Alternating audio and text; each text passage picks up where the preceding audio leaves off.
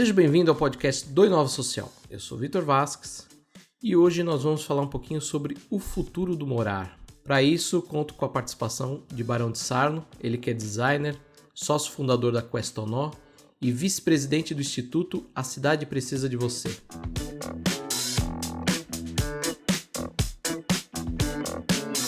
Barão, seja bem-vindo. Obrigado, prazer estar aqui. Barão, eu queria que a gente começasse explicando um pouquinho para o ouvinte. A gente já publicou uma prévia do que foi o estudo, mas eu queria que você falasse um pouquinho mais do que foi esse estudo Morar e como que foi a construção dele. Certo. Bom, a gente lá na empresa tem um grupo bem consolidado de pesquisa e estratégia, né?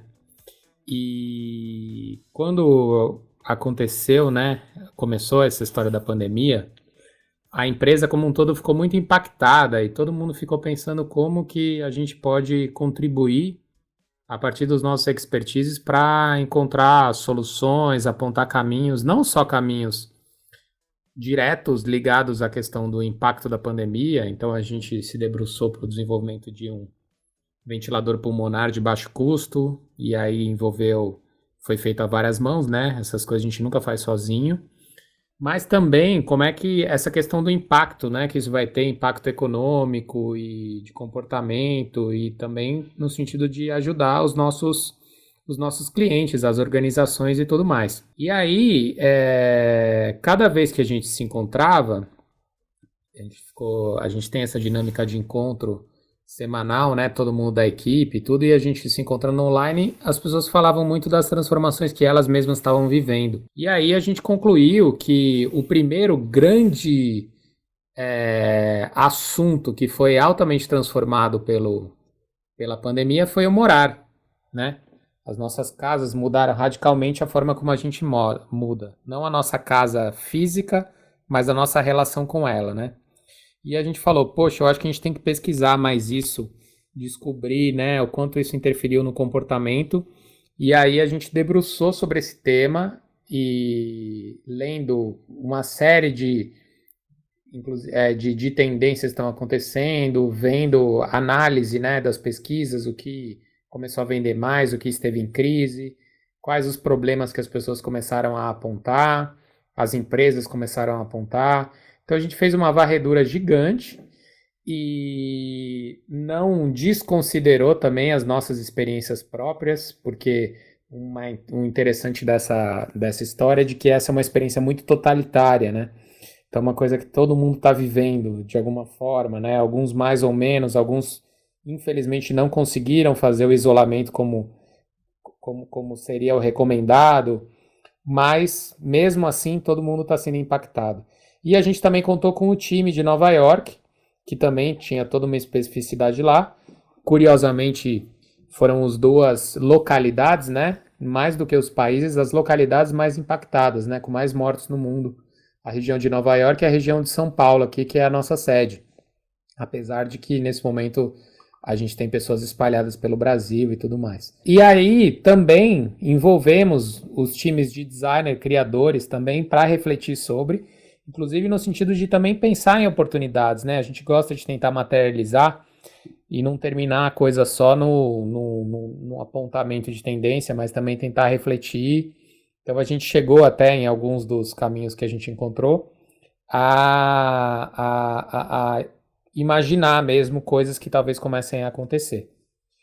E no final eu peguei esse material que foi feito principalmente o nosso grupo de pesquisadoras e estrategistas, acaba que é tudo mulher, pelo menos não todos, mas todos que participaram desse projeto. E eu depois consegui levantar tudo isso e realmente perceber que existem alguns cenários já que começam a se constituir, né?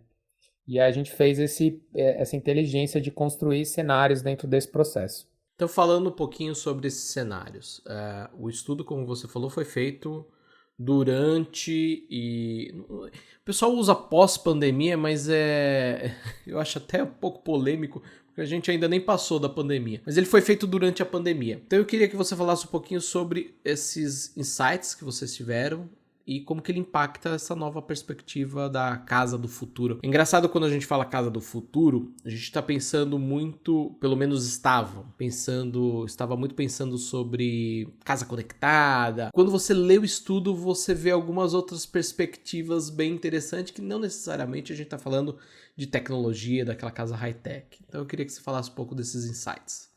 Sem dúvida, é uma mudança de olhar, né, sobre a casa e sobre o que ela representa. E ao ter uma mudança de olhar existem questões que interferem através das possibilidades tecnológicas que a gente tem, mas tem outras que não. Tem outras que são puramente de como você mobília a sua casa, entre outras coisas, né? Bom, basicamente, a gente fala de uma casa AC e DC, né? Uma casa antes de Covid e depois de Covid. Uma das grandes mudanças é que a casa ela era o espaço físico para a vida privada. E hoje a casa virou um espaço físico e virtual para a vida privada e pública. Porque no momento em que você fica em casa e você começa a trabalhar em casa, a sua casa também assume essa dimensão pública de forma muito mais expressiva. E a questão de que você acessa os outros lugares do mundo dentro de casa, faz com que a dimensão virtual dela também seja muito significativa. A casa era o lugar para onde a gente ia quando a gente saía do mundo, né? E ia lá para o nosso pequeno mundinho. E agora, quer dizer, principalmente no período de lockdown, ela se tornou um lugar onde a gente fica e de onde a gente acessa o mundo. Então, isso são mudanças muito expressivas. E uma das mais significativas diz respeito também ao que significa os espaços da casa, que antes eles eram divididos em cômodos bem compartimentados, né? Que é o quarto, a cozinha, a sala, o banheiro, né? Ou a casa tripartida, que a gente fala, que é a casa íntima, a social e a de serviço. E agora ela é o quarto, a cozinha, a sala, o banheiro, mas também o trabalho, ela é a escola, ela é a academia, o shopping, a balada e por aí vai, né?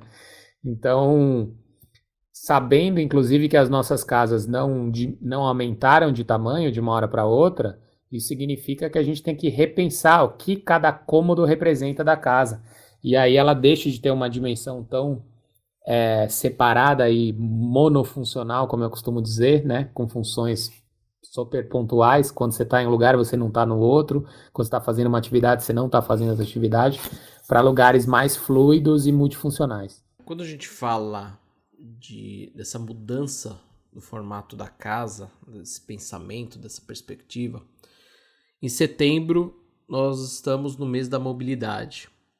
Que tipo de impacto a gente vê na mobilidade quando a gente muda essa forma de morar, essa forma de trabalhar, onde tudo se torna, foi o que você deu exemplo, é a balada, é o escritório, é o shopping, é a academia, tudo num lugar só. Quais são os impactos que a gente tem na mobilidade? Você que é vice-presidente do Instituto A Cidade Precisa de Você, e a questão do morar é total ligada à cidade. Eu queria que você falasse um pouquinho sobre isso. Bom, então, eu agora estou debruçando bastante sobre essa reflexão da mobilidade, principalmente a partir da perspectiva do morar, porque é isso, o morar foi um impacto mais direto, né? Mas agora tem certas coisas que a gente experienciou nesse novo morar que sem dúvida faz com que a gente não volte mais para o que era antes. Então, eu acredito que o que a gente está vivendo agora ainda não é uma normalidade, né? Enquanto a pandemia não sair. Mas tem certas coisas que quando você experimenta, você se transforma, né? Então, muita gente adquiriu novos saberes, por exemplo. A questão do home office foi surpreendentemente eficiente. Então, as pesquisas mostram que poucas empresas relataram perda de produtividade. Inclusive, tem mais empresa que relatou ganho do que relatou perda, mas a grande maioria diz que foi indiferente, o que eu acho muito expressivo, né? Então, isso muda a perspectiva do trabalho, isso muda a perspectiva do home office, e ao mudar isso, é difícil a gente imaginar que volta exatamente ao que era, então que todos os escritórios vão voltar a ser exatamente o que era e as pessoas simplesmente vão abandonar essa experiência do home office sem pensar nas vantagens que ela também trouxe e vão se conformar em voltar exatamente ao que era antes. Então, dentro dessa perspectiva, é bem provável, e já tem, né? Já tem uma série, eu já conheci algumas companhias que já abriram mão de seus edifícios, pelo menos do tamanho que tinha, né? Diminui a sua área. Empresas que vão adotar o home office igualzinho que está agora, entre outras coisas. E aí, quando isso acontece, você muda a noção de deslocamento da cidade. E aí, ao mudar a noção de deslocamento, você muda significativamente a reflexão sobre o transporte. Claro que isso não é uma coisa que muda de uma hora para outra, quer dizer, na pandemia mudou, né? Durante o lockdown mudou, mas eu acho que foi digamos, um teaser de coisas que vão agora mudando de forma mais gradual e mais estrutural, né? E aí, o carro, que muitas vezes, né, em boa parte das famílias e das pessoas, ele é um veículo que possibilita, por exemplo, ir até o trabalho. Se você não tem mais essa demanda de ir até o trabalho, será que ele se justifica? Ou, se ele se justifica, a escolha do modelo de carro talvez parta de outros pressupostos, né? Porque talvez o carro que tem uma perspectiva de lazer seja mais importante dentro dessa lógica. Talvez o carro que garanta que você, por exemplo, mora em outras localidades. Então, por exemplo, a gente tem visto já um aumento significativo de procura por terrenos fora da cidade. Então, pessoas indo para a montanha, para o mato, para a praia. E aí, se você vai comprar um carro pensando que você mora fora da cidade, possivelmente você vai querer um carro todo terreno, um carro que dê conta de lidar com estrada ou com estrada de terra e tudo mais. E a gente já tem perspectiva de aumento da faixa que compõe picapes e utilitários e SUVs. Então, isso já demonstra um pouco dessa tendência também. Talvez a gente tenha pessoas que, não precisando fazer grandes deslocamentos diários, acelere esse processo de pessoas abrindo mão do veículo, do carro, e aí você começa a ter ganhos que alguns países já apontaram, aumento de vendas de bicicleta, entre outras coisas, porque se você não precisa deslocar a cidade inteira, você valoriza o deslocamento local, né? A localidade, o bairro, viver no bairro ali. Além da questão também das bicicletas ter essa vantagem da área externa.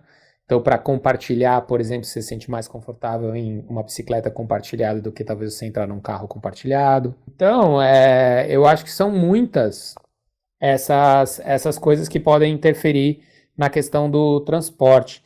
Digo uma outra também, que é no momento em que a casa vira trabalho também, a casa não é só o espaço quando você sai do trabalho, talvez o carro, então essa perspectiva do morar e trabalhar fica borrado, talvez possam ter pessoas que borrem o carro também, né? Então, o carro do trabalho, o carro o carro do uso privado, talvez isso possa se misturar, porque a gente vê uma tendência, o comércio local precisando fazer entrega a domicílio, pessoas que de repente começam a trabalhar e desenvolver alguns ofícios em casa, né? Produtos mais artesanais ou também pegando um pouco da fatia dos comércios que foram impactados, né? Do shopping, do restaurante. Então você vê mais opções de refeição e as pessoas fazendo isso da sua casa. E aí essas pessoas talvez comecem a necessitar também de um carro que garanta com que ele possa comprar os insumos ou possa distribuir. Então, eu acho que sim, a gente vive a questão da mobilidade vai ter grandes transformações, sim. E eu arrisco dizer isso. Menos carro, na minha visão, só que mais carro que tenha para vencer grandes distâncias ou com características mais utilitárias. Só trazendo uma curiosidade aqui, algumas montadoras já anunciaram aumento de vendas de SUV. Isso é recente, então só trazendo para o ouvinte uma curiosidade do que você disse, e eu também concordo com isso, eu acredito que a gente vai ter algumas mudanças nessa perspectiva. Eu queria só voltar, antes da gente continuar, eu queria voltar a um ponto que a gente estava falando sobre a casa do futuro, né? Que a gente tem um sistema de morar isso eu acho que ficou bem explícito com a pandemia, ele é diferente por classes. Nesse estudo, vocês fizeram uma avaliação por classes ou vocês fizeram uma avaliação mais ampla? Porque a gente entende que esse compartimento em 3 setores, vamos assim chamar, a casa, ele funciona super bem, talvez para uma família de classe média. Mas quando a gente vai para a periferia, a gente sabe que isso muda completamente. Vocês chegaram a avaliar esse cenário? A gente avaliou que existem públicos que já têm uma perspectiva diferente de relacionamento com a casa e que, sob alguns aspectos, curiosamente teria vantagens nessa adaptação, né? Que é justamente essa questão de você lidar com fazer diferentes atividades dentro do mesmo espaço, do mesmo cômodo, né? Mas o estudo ele mostra uma tendência do que para onde o mercado caminha. E por mais que você tenha hoje muitas pessoas vivendo em condições muito ruins de moradia, e que isso não é uma perspectiva, isso não é um ideal, muito pelo contrário, isso mostra justamente a falta de assistência de um direito básico, que é o direito à moradia. Quando essas pessoas conseguem ter uma ascensão social ou, inclusive, um apoio para conseguir ter uma moradia de melhor qualidade, a gente volta para esse imaginário que é o imaginário da casa tripartida. Então você vê que os projetos do Minha Casa Minha Vida, eles partem desse princípio. Então quer dizer, por mais que não seja algo experienciado por todo mundo, ainda é a nossa tendência de imaginário de um ideal de casa. Então foi daí que a gente refletiu que talvez esse imaginário do ideal de casa possa ser desconstruído. Então, por exemplo, a Minha Casa Minha Vida, ou uma casa voltada para uma classe C, ela costuma seguir esse arquétipo tripartido, só que como as dimensões são pequenas, em função do valor que ela tem, você tem uma mini sala, um mini quarto, uma mini cozinha, um mini banheiro, porque a justificativa é pela quantidade de itens, muitas vezes, que se vende, né? Quando você vê um folheto de empreendimento imobiliário, você vê bem assim, né? 3 suítes, 4 não sei o quê. Então tem uma questão de você colocar mais itens como se fosse um aspecto positivo. E aí a experiência que você tem em cada cômodo é uma experiência que acaba sendo muito negativa, por eles serem muito compartimentados. E muitas vezes, se a gente pensasse num ambiente sob alguns aspectos mais multifuncional, que possa ser mais compartimentado ou pode ser mais aberto, entre outras reflexões que a gente pode ter, talvez a gente consiga pensar num mesmo tipo de metragem com uma qualidade de experiência de morar melhor. E aí que a gente falou, é uma das tendências que a gente apontou no estudo, que é a casa programável, que é você pensar a casa não como um hardware que tem um sistema embarcado, ou seja, só funciona de um jeito, só roda um software, para uma casa que roda vários softwares. Então, uma casa que tem a capacidade de aquele mesmo hardware da casa, e aí falando de hardware eu falo dos mobiliários, do sistema elétrico e hidráulico, do piso, revestimento, né, os itens mesmo físicos da casa, que eles possam se adaptar para rodar diferentes softwares. Aí o software aqui eu posso falar do brincar, o comer, o trabalhar, o exercitar e por aí vai, né? Então, esse pensamento de casa, eu acho que ele pode ser bem transversal na transformação da sociedade, principalmente quando a gente fala de um pensamento de como as pessoas poderiam morar, né? E não como necessariamente as pessoas moram. Então, a gente aponta muito mais por um lado, a deficiência que algumas classes vivem, e por outro, o que se propõe como solução, como algo que talvez possa ser questionável, porque até não se vale, muitas vezes, de experiências que essas comunidades já têm, porque não é tudo que é ruim, né? Existe um pensamento, por exemplo, de reurbanização de comunidades, de favelas e tudo mais, que muitas vezes muda completamente a lógica sendo que às vezes tem aspectos ali de vida compartilhada, de processo de comunidade que os bairros não têm. Então, nesse caso, eu acho que também existem algo que a gente pode refletir e aprender junto, né, nessa questão da experiência mais múltipla da casa, dentro de uma moradia ou de uma forma de morar de pessoas que são menos assistidas. Voltando então ao que a gente estava falando antes dessa visão mais macro, que é a cidade. Convido aqui o ouvinte a ir dar uma olhada no estudo. Eu acho que a gente tem algumas coisas bem interessantes lá, outras que são quase que uma pitada de futurismo. Eu acho que vocês usaram um conceito muito interessante a respeito, a gente falou isso até no texto que a gente publicou no Inova Social, a respeito da porta ser a fronteira, né? E vocês desenharam ali um esboço do que seria essa nova porta, e eu achei incrível, eu fiquei assim, confesso que maravilhado, e parei para pensar como designer, falei assim, nossa, mas é um cenário tão simples, vamos assim dizer, com as tecnologias que a gente tem hoje, mas é uma porta que parece ter saído de um filme. Eu queria que você falasse um pouquinho mais dessa fronteira antes da gente voltar da questão macro, que é a cidade. A gente achou interessante fazer esse paralelo, né, com fronteira e com nação.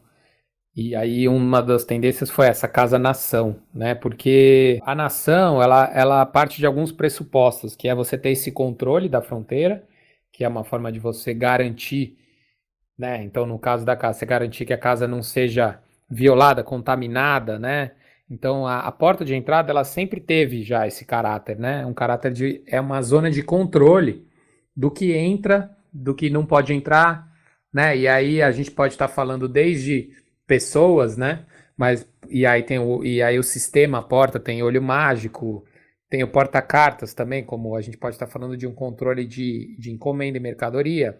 A gente pode falar do capacho, como não deixar entrar sujeira. E a gente pode falar até do patuá, né? Que você coloca na porta de casa para não entrar também o mal-olhado, espíritos ruins ou o que for. Então, quer dizer, tudo já tem um pouco dessa lógica. E agora isso se intensifica, né? No momento em que você tem outros agentes que podem entrar e que a gente tem que controlar. E aí você tem todos esses novos hábitos, né? De muitas vezes tirar a roupa quando entra em casa, ou no mínimo tirar o sapato, descontaminar algumas mercadorias, o álcool gel para a gente fazer um novo contexto de limpeza.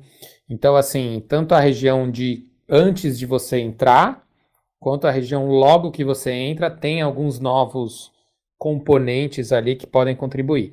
E além disso, somado a isso, tem uma outra transformação desse local, que é o aumento expressivo da questão do comércio a domicílio, né?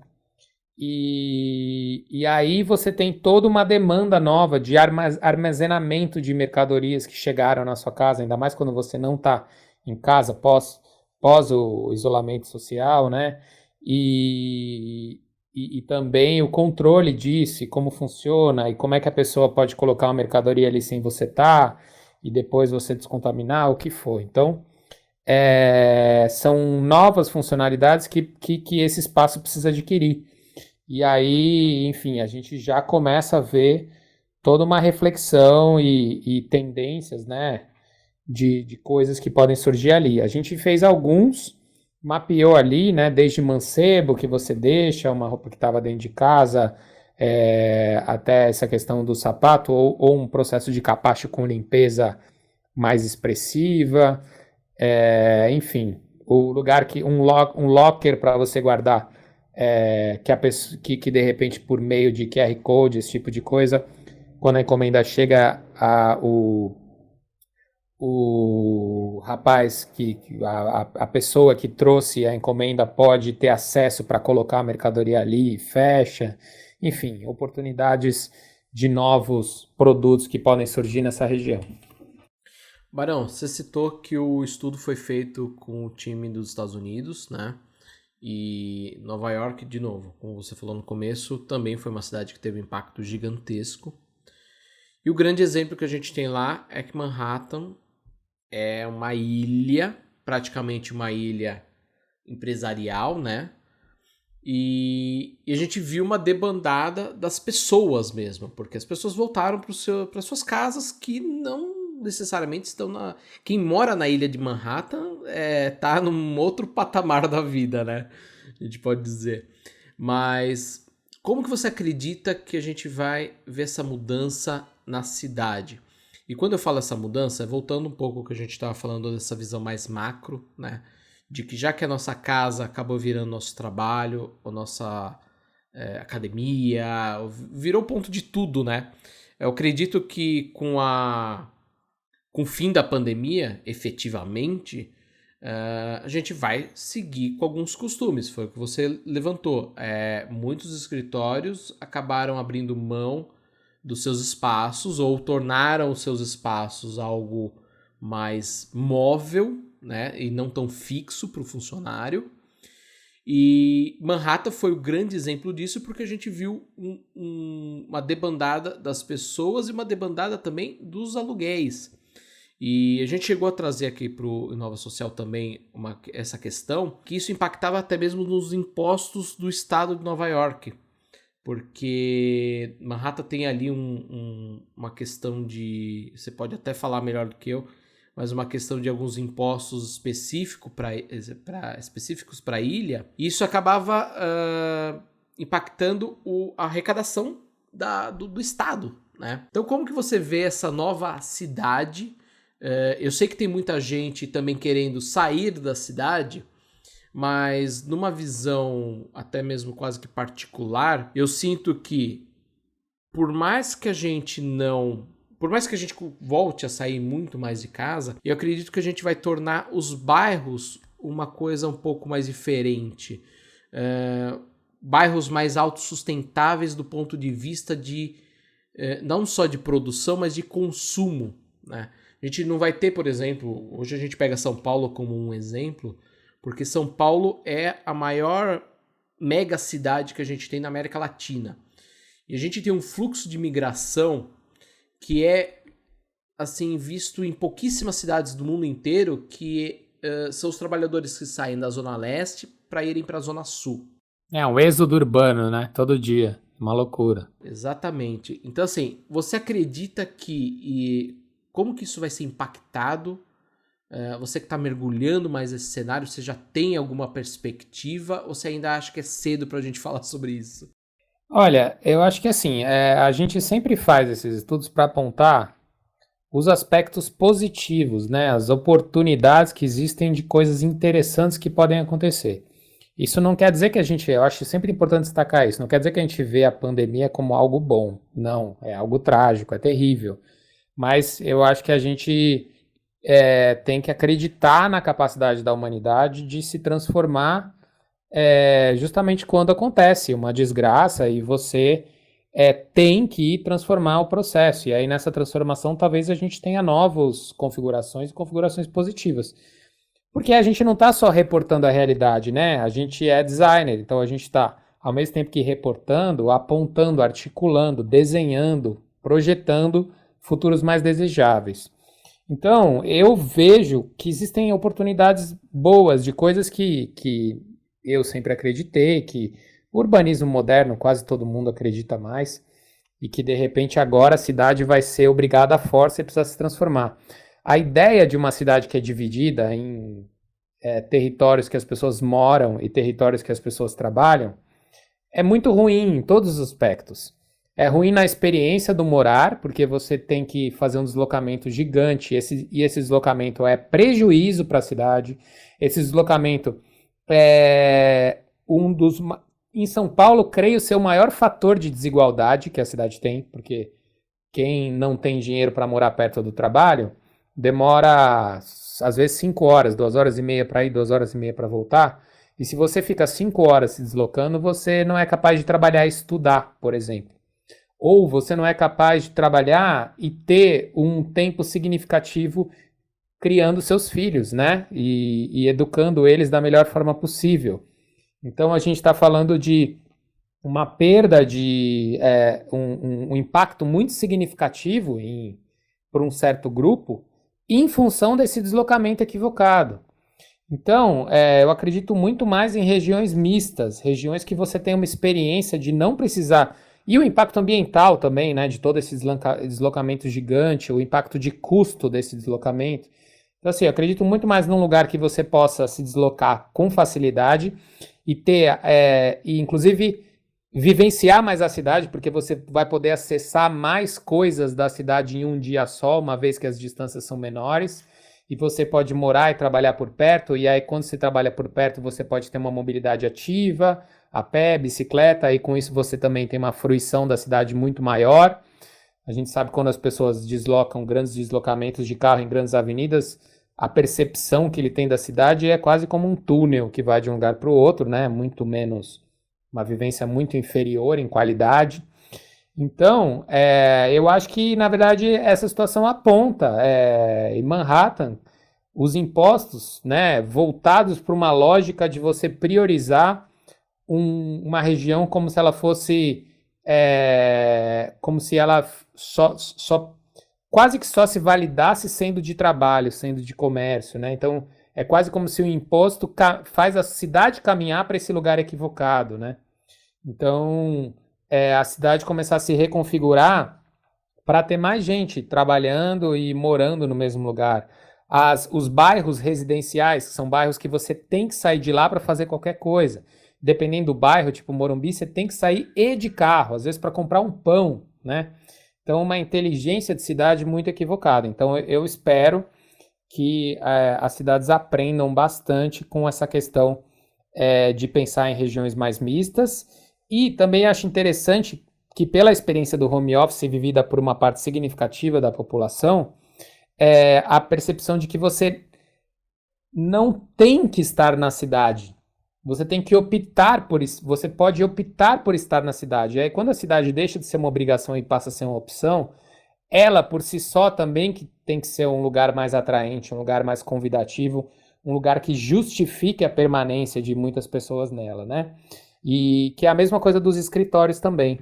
No momento que você tem o home office, não é que você não vai ter mais escritório, mas o escritório não é mais um lugar que você tem que ir todo dia, mas um lugar que você talvez queira ir em algumas situações porque é melhor para você exercer seu ofício. Aí seja porque tem salas de reunião que garantam um trabalho de interação com as pessoas, um brainstorming muito mais atrativo, seja porque você tem acesso a algumas tecnologias lá que são mais elaboradas, que você não consegue fazer dentro de casa, ou seja porque você tem um isolamento lá e aí pensar em salas, ambientes mais neutros que você pode focar mais, ou qualquer outro tipo de coisa, ou algo que favoreça a confraternização.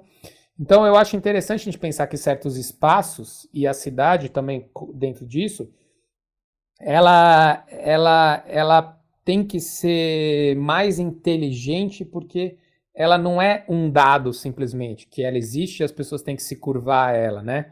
Ela começa a se tornar um lugar que você vai ao encontro desde que aquilo corrobore com os seus interesses, desejos e expectativas. Então acho que isso pode qualificar tanto os espaços de trabalho quanto os espaços de cidade. É muito legal ouvir tua fala, porque a gente vê bem explícito como que é quase um efeito borboleta isso. A gente tem uma mudança na nossa cultura, na questão do morar, mas isso impacta a mobilidade, isso impacta o formato das novas cidades, isso impacta meio ambiente, com diminuição de carros nas ruas, isso impacta de uma forma macro que talvez a gente não tivesse pensado que isso pudesse mudar. Eu queria fazer aqui uma última provocação, eu não vou nem chamar de pergunta, mas é bem uma provocação. A gente gravou um outro podcast em outro momento, eu e você deu uma perspectiva pessimista sobre aquele outro cenário. Eu vou até deixar nos links do podcast nossa outra conversa. Mas eu queria te perguntar, você acredita que isso tudo que a gente está falando, a gente falou de uma forma global, né? Mas vamos trazer aqui muito para o nosso cenário Brasil. Podemos usar novamente São Paulo como uma realidade. Você acredita que a gente vai ver essas mudanças a curto prazo? Ou a gente ainda tem que furar algumas bolhas, até mesmo culturais, para a gente poder ter esse novo cenário que a gente falou tudo aqui? Eu acho que todas essas tendências positivas que eu estou apontando, elas já estão acontecendo.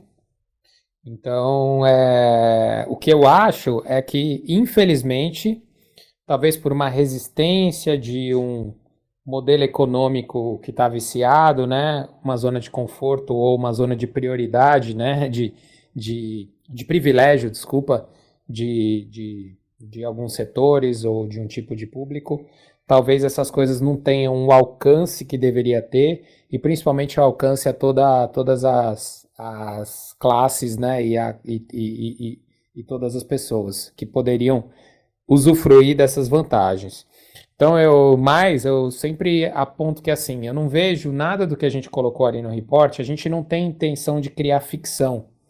A gente tem a intenção de justamente ter um dado do real muito significativo, né? E a partir do que a gente vê agora, a gente falar de coisas que são completamente factíveis, com tecnologias que existem hoje, com comportamentos que já estão acontecendo. Então eu acho que, sem dúvida, a gente vai vivenciar essas coisas que a gente apontou e já está vivenciando. Agora, se isso vai ser completamente disseminado, se todas as cidades vão se valer disso que a gente está falando, se as organizações e os políticos vão refletir sobre isso para criar situações que sejam mais favoráveis, mais positivas, mais igualitárias, com certeza não.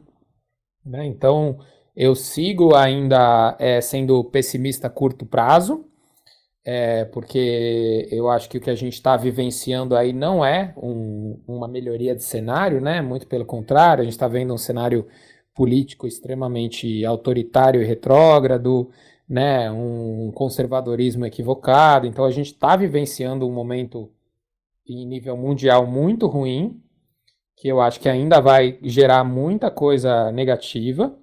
Mas eu acho que aí que esse que é o compromisso, de você mostrar também o que tem de bom, para as pessoas não entrarem num niilismo, que eu acho um grande equívoco também, né? Só ver a distopia e não conseguir olhar que existem cenários interessantes, utópicos positivos e factíveis, né, para um futuro. E aí, quanto mais a gente não constrói uma narrativa que não é ingênua, por isso que eu falo que eu não sou otimista, mas uma narrativa que aponta caminhos, talvez mais a gente consiga encurtar essa fase nebulosa, né, para chegar numa fase interessante que eu acredito. Eu sou pessimista a curto prazo e otimista a longo prazo, porque eu acho que a gente tem muitos saberes e muitas possibilidades para a gente ir para um caminho de um futuro mais sustentável, mais horizontal, mais equilibrado, né? Mas com soluções sistêmicas mais interessantes. Então, a gente fazer esse tipo de projeto é justamente para colocar uma lente nessas oportunidades e mostrar que, na verdade, a maioria é muito fácil, né? Na verdade, me dá quase uma sensação de que, se as pessoas não atrapalharem tanto, a sociedade vai, porque é mais lógico. O pensamento sustentável, ele é mais eficiente porque ele economiza, ele evita desperdício, né? Entre outras coisas. A gente ficar criando tantas barreiras hierárquicas custa, né? E aí você faz isso com polícia, com um monte de práticas e estratégias que são dispendiosas, né? O sistema de segurança, quando se gasta com segurança, em um sentido amplo, com protecionismos, né? De patentes e tudo mais. Então, assim, é todo um pensamento que ele, na verdade, ele não é eficiente. Então, eu acho que se a gente deixar a humanidade ser mais eficiente, a gente vai chegar num lugar legal. E apontando esses caminhos e mostrando e valorizando essas novas iniciativas, talvez a gente chegue mais rápido e talvez o estrago seja menor. Barão, a gente vai chegando ao fim aqui da nossa conversa. Eu gostaria que você fizesse o convite ao ouvinte aí olhar o estudo, então eu vou deixar a bola contigo.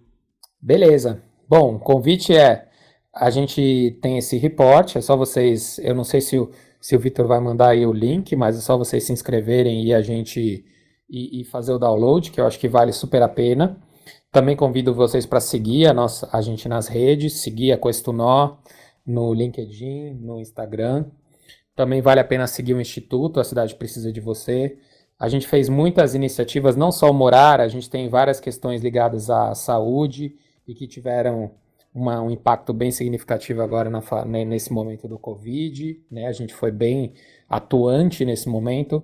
A gente tem questões ligadas a essa questão do novo trabalho muito legal, uma iniciativa que a gente lançou que foi o Where, que é uma iniciativa justamente para manejar através da tecnologia essa nova configuração de escritório, distribuindo de forma mais inteligente os espaços, as mesas, as reuniões e tudo mais.